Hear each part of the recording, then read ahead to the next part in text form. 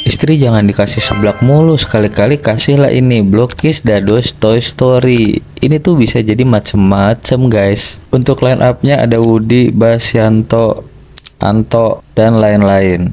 Dan kali ini gue dapet si Azizah nih. Wow, ini very cute. Ini kepalanya juga bisa digoyang-goyangin. Terus bentuk TV-nya tuh lucu. Gambar bisa ganti juga nih. Terus ini aksesorisnya tuh bisa untuk diganti jadi buat ini klik-klik-klik keyboard gitu. Dan atau bisa jadi cincin. Ih, keren banget. Multifungsi.